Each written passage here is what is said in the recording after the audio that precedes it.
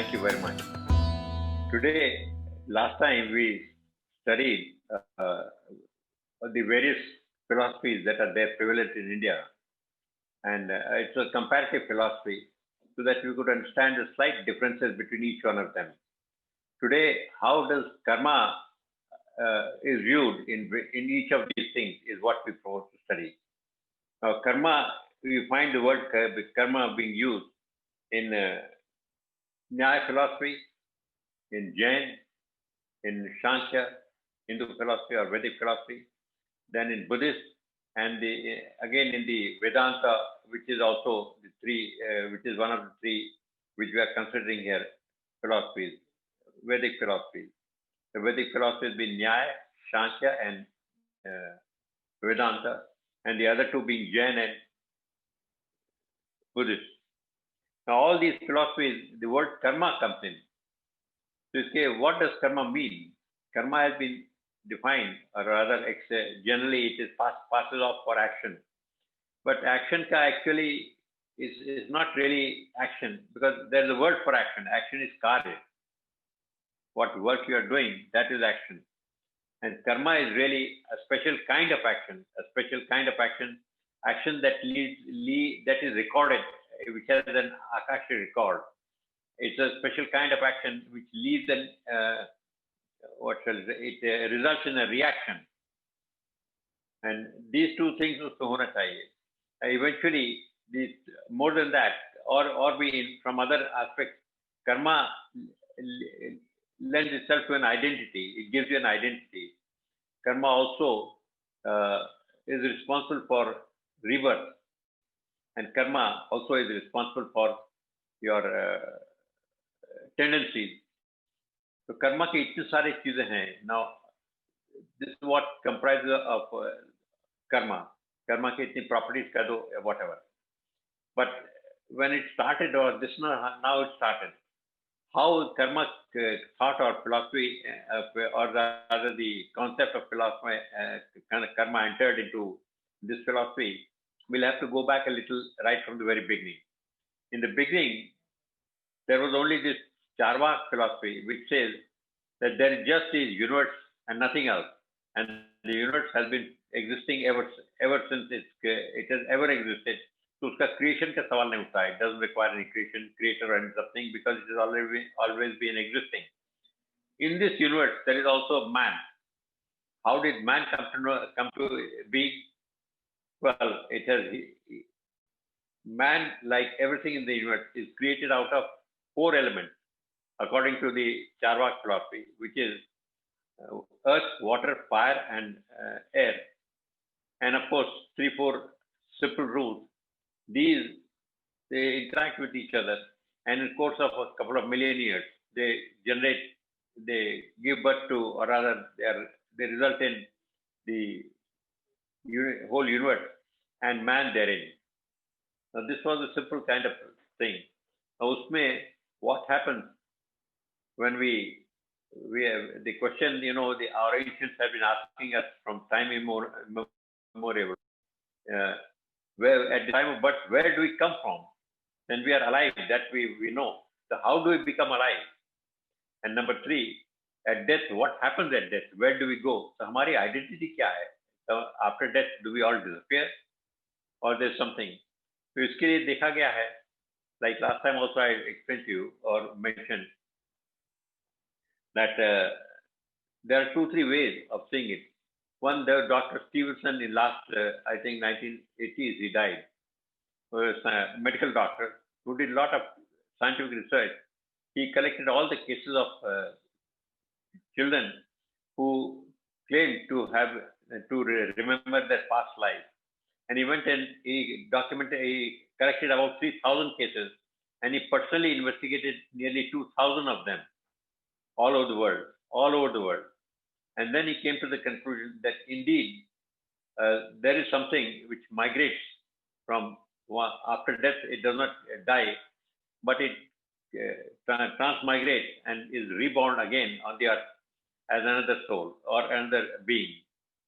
So what is it that transmigrates? So that gave the thinking that perhaps it is the The body is not everything. There's something inside the body which survives, and which is what comes and takes birth again.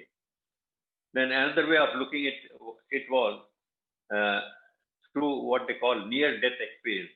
People who have died and clinically who have been declared dead for sometimes minutes, sometimes hours, even 3-4 hours. And in fact, there's one case about 3 days of a terrorist, Syria. This fellow, his body was lying on the field where he has been killing, and he got shot in the Syrian war, and his body was lying there after 3 days. Some of these from the Christian church, they went there wanting to give it a burial, and then he revived there. Suddenly came out, and then he declared, and then he said what all he has seen. So this tells us that there is something within us which really it does not die. फिर ये हुआ कि Charvaka philosophy में, in the very first philosophy, okay, the man is created out of the elements of the earth, but how does it become conscious? How does it become conscious? Yeah. So consciousness मतलब है कि alive कैसे हो जाता है? Now this is not really explained in that philosophy, and they say, okay, maybe somehow just as the universe is created, somehow the life also is created.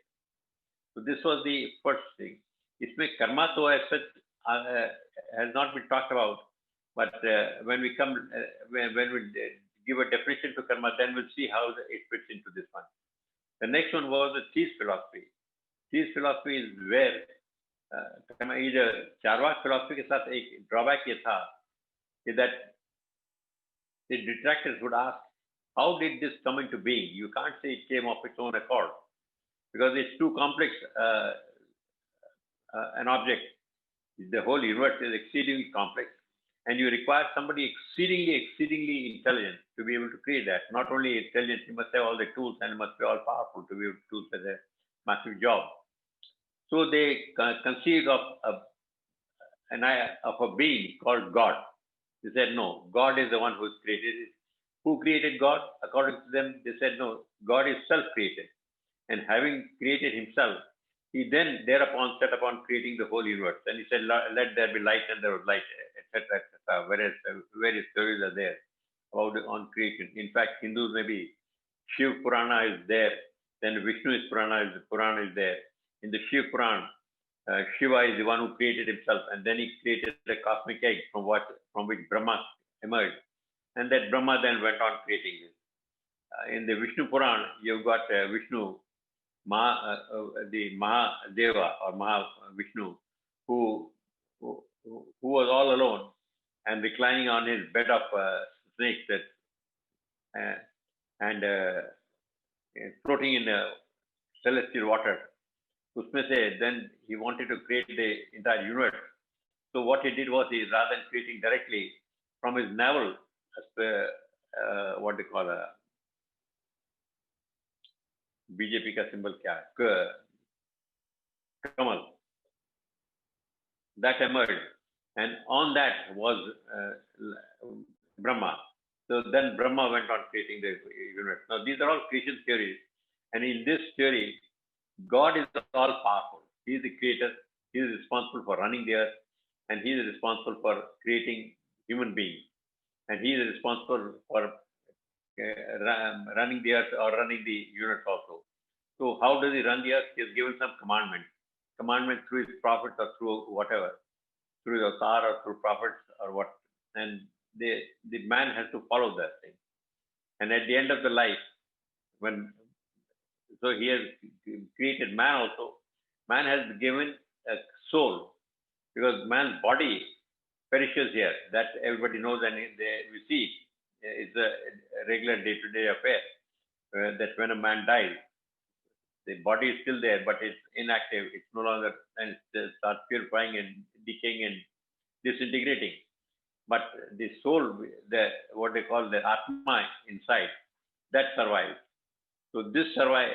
Now, if the soul has, if that man has lived according to his commandment, then he is taken to heaven. If he has violated his commandment, then he is taken to hell, where he is punished. So in one case he is rewarded, and the other case he is punished. This is part of our Vedas also. Veda में the Upanishads में है, Puran में है.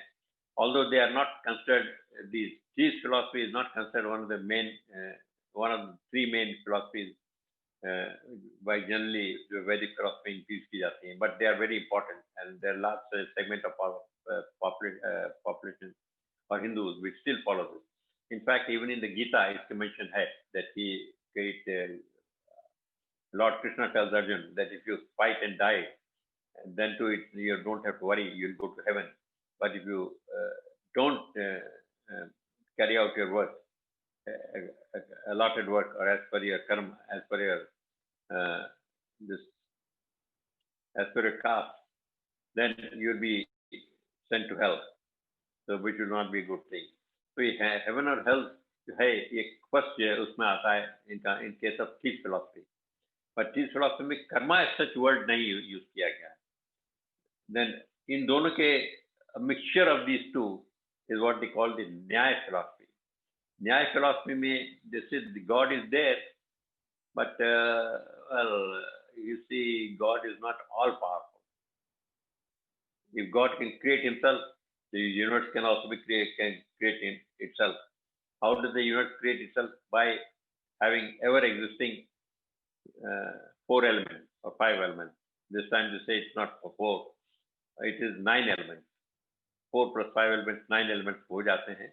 And with these 9 elements, which are ever-existing, the ever-existing God, he calls it Ishwar or Parameshwar.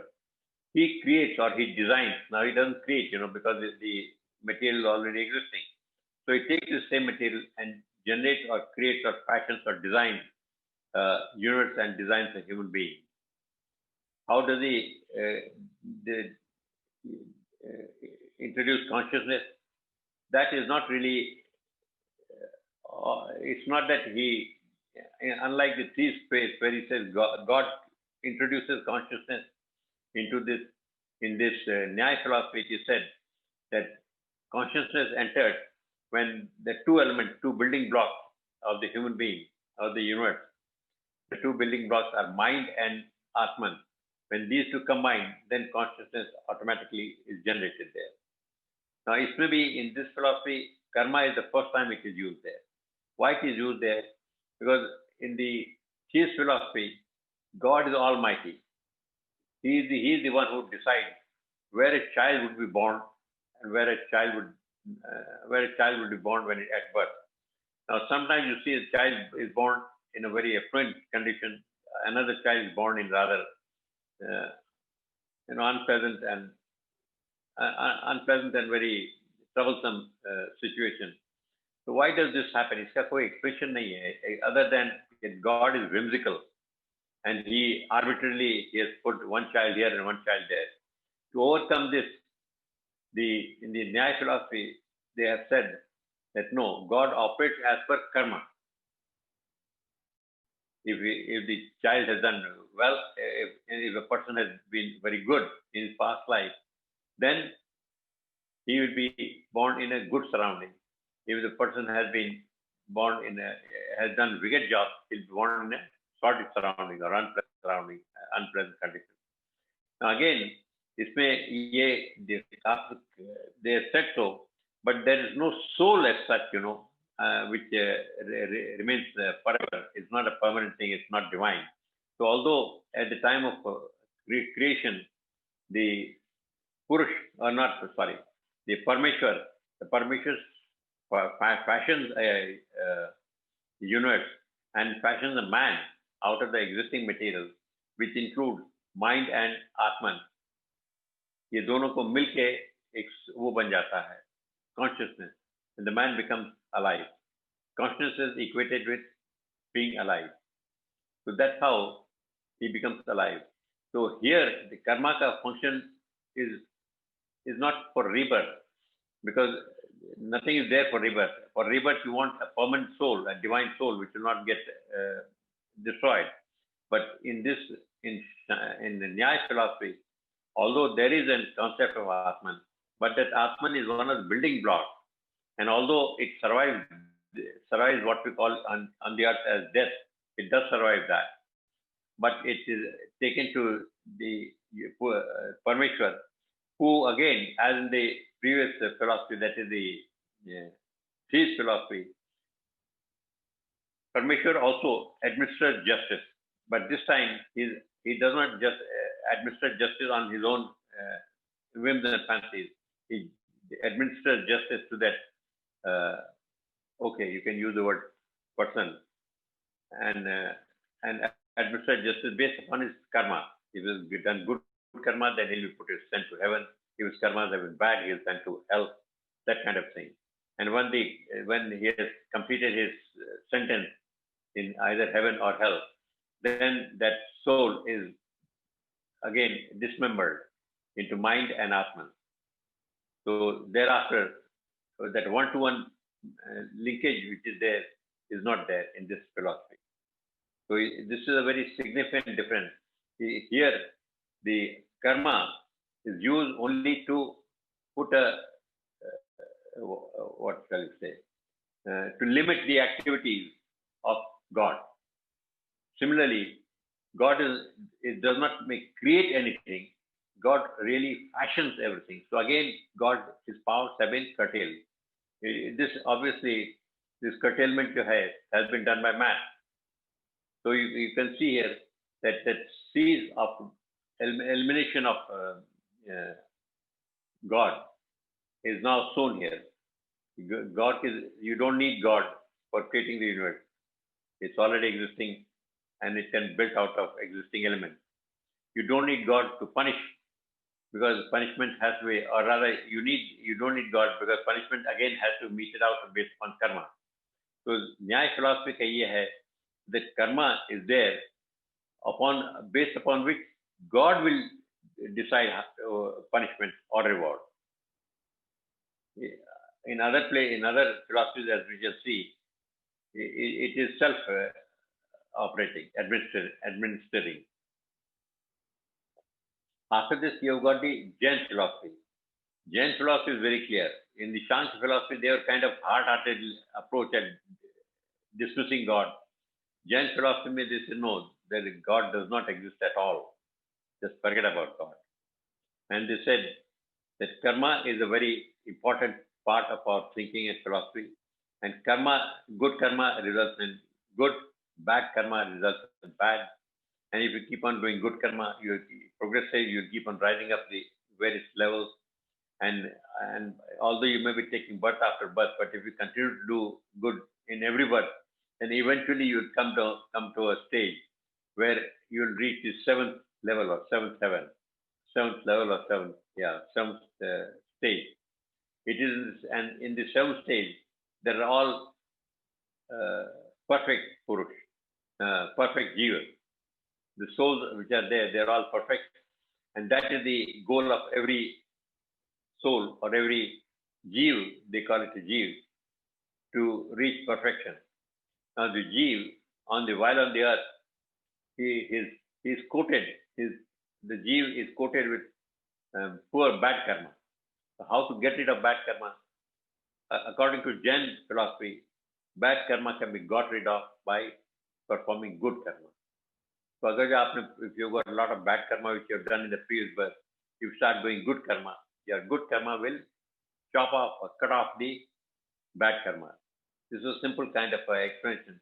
And I think this is the beauty of the Jain philosophy among all the philosophies, certainly as in compared to the Vedic philosophy. The Jain philosophy is very, very super. The Buddhist philosophy is also a little tricky, but we shall see that. Now, similar to the Jain philosophy, on the Vedic side, you have Sankhya philosophy. Sankhya philosophy, if you see if you recall, in the Jain philosophy, there were two elements.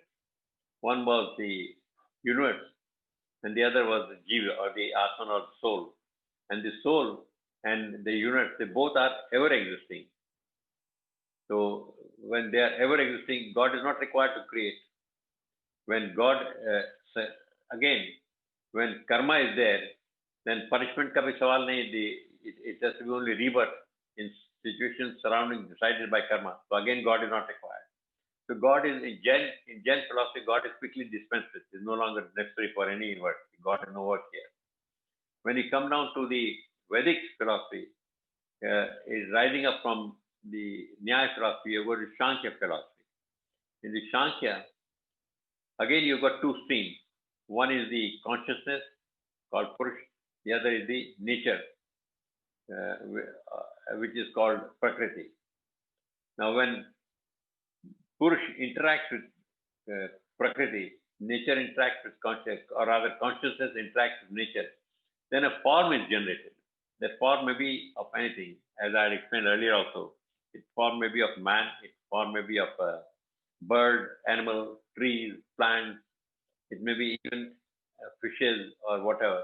It may even be what we normally take for granted as inanimate objects, like trees or plants, or even rocks, rocks, waterfalls, water bodies, mountains. Yes, and in fact, you can have whole planets, moons. Yes, this all falls under this category. So, yeah. As per the Sankhya philosophy, a small portion of the Purush, a tiny fraction of the Purush, is lodged inside this form, and over this tiny fraction of the Purush, the Prakriti, nature, builds up a form. That's how it comes into creation. Now, in this philosophy, also it says that apart from these two, when a form is there, now we know the form is there, it has a Purush right at the heart of the form, and that form is nothing but Prakriti. So ये दो तो चीजें हैं आपका पुरुष हो गया and Prakriti हो गया. But in addition to this, there's also something called ego. That ego is a false identity which gets created when the form with the soul inside is exposed to various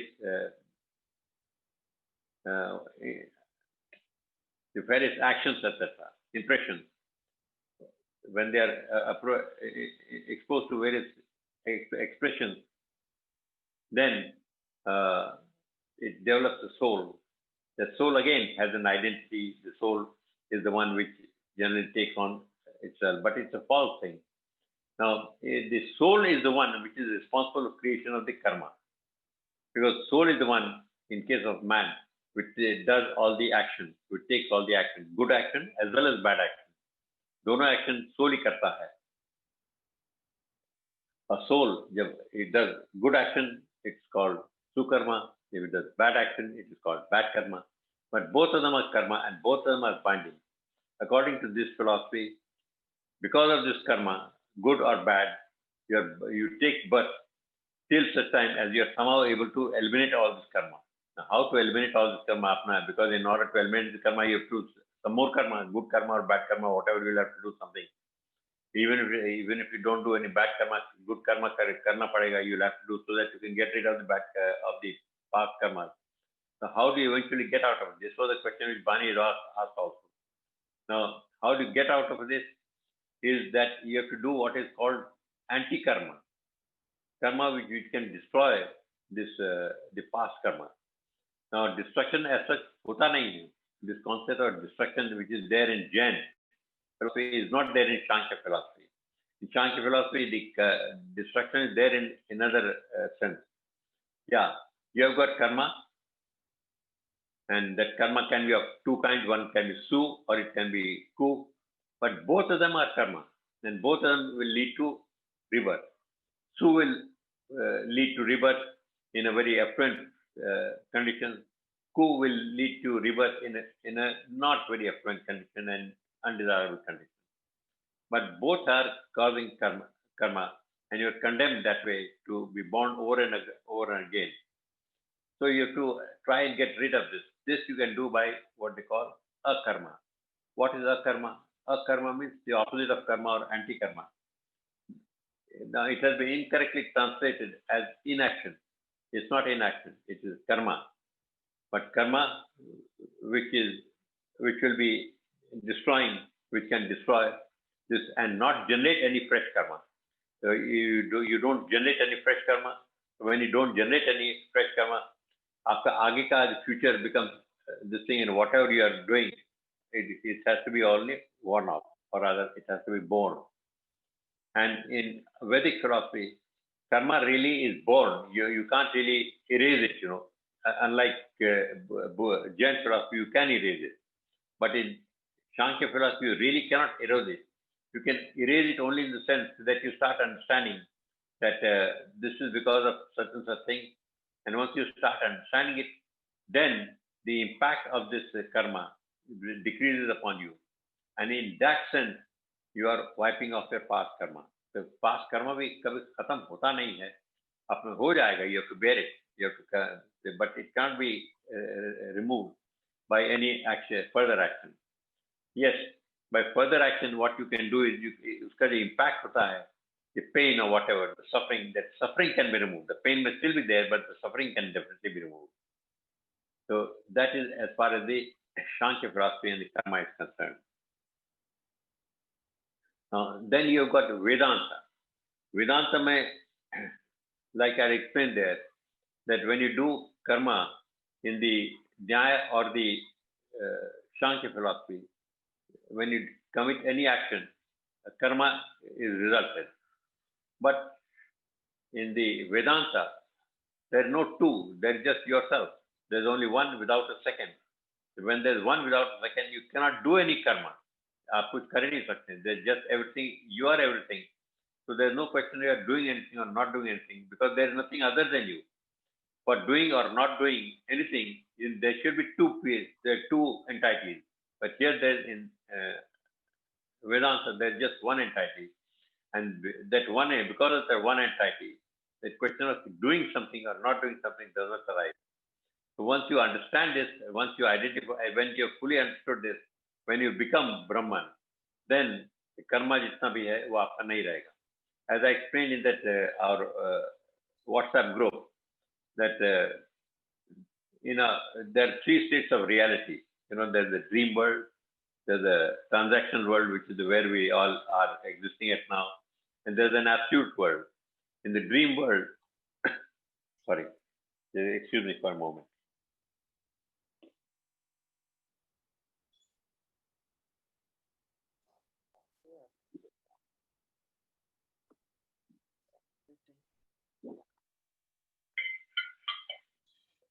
In the dream world, where you see a dream, the dream may you are doing a lot of actions. All those actions also result in karma, but they are dream karma. And when you wake up from the dream and you come down into our waking world or the transactional world, then the dream disappears. All the actions that you've done have disappeared. And along with that, the karma, the dream karma also disappears. And you can recall it, okay, such a thing happened, this was this there, that was there. You can recall that dream, you can recall that karma, but it does not have any impact upon you in this world. Similarly, whatever we are or whatever karma we generate in this world does not impact us once we remain when we enter the absolute reality. It is in the absolute reality state that we have people like Ramana Maharishi, or we had Sadhguru, Nisargadatta Maharaj, Osho, a number of even Ramakrishna, Sai Baba, Vagara. But all these saints, they are all the absolute world. In the absolute world, they are all awake there. Because they are awake, the question of past karmas and past deeds, they become irrelevant in this world. That's how it has been explained, how karma takes place. Finally, we have got the Buddhist philosophy. This Buddhist philosophy is a little tricky one, because like the Jains, they don't have either a soul, but no, Jains have a soul. In Jain philosophy, there is a jiva, which is already there, and there are trillions and trillions of jiva. In Buddhist philosophy, there is no jiva. There is no soul. Also, there is no Brahman, as it is there in the Vedanta philosophy. ये दोनों ही नहीं है. You are just a human being.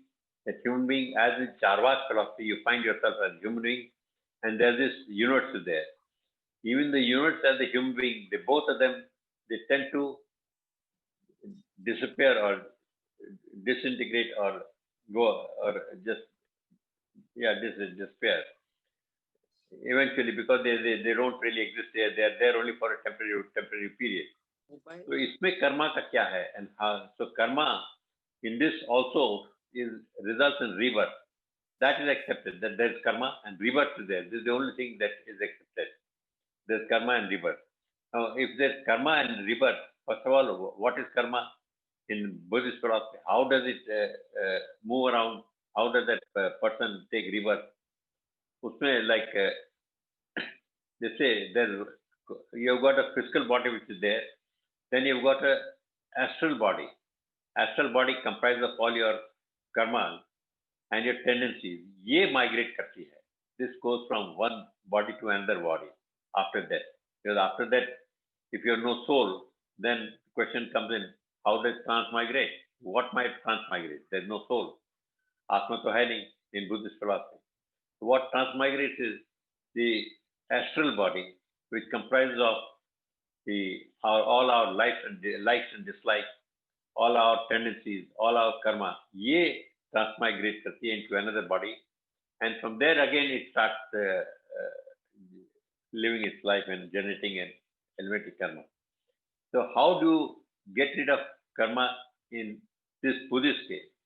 In the Buddhist case, also they say that you have to follow the Jain policy. That means you do good karma, it will cut off your bad karma also.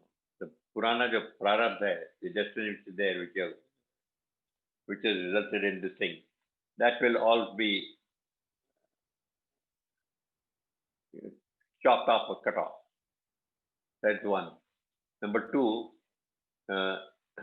if you know the truth that you are nothing really, then as in Vedanta, whatever karma was there, which will all disappear.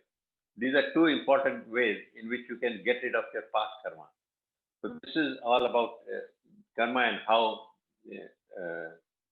differently it is viewed in different philosophies. Now,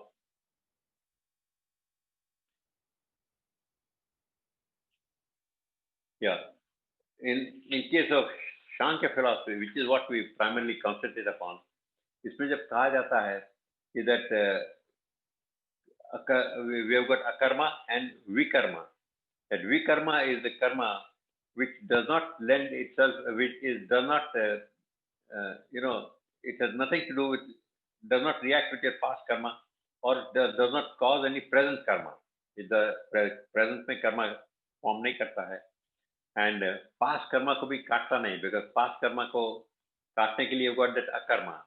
Again, I like I said, in the Shankya philosophy, which is what is discussed greatly in Gita, in the Shankya philosophy, it is not that your past karmas are eliminated.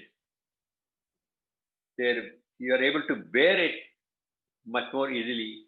The pain, the suffering which is there, that is lessened considerably. The pain may be there, but the suffering is not there. Suffering is part of the mind. So when you know what the truth kya hai, and when you have, then because of that knowing of the truth or knowledge, as in case of Buddhism, when you know that, then you are able to bear that pain much more easily. In that sense, it cuts off, or in that sense, it is good. In that sense, it gives you relief. So this is what I wanted to share, especially with two of the young ladies who are in the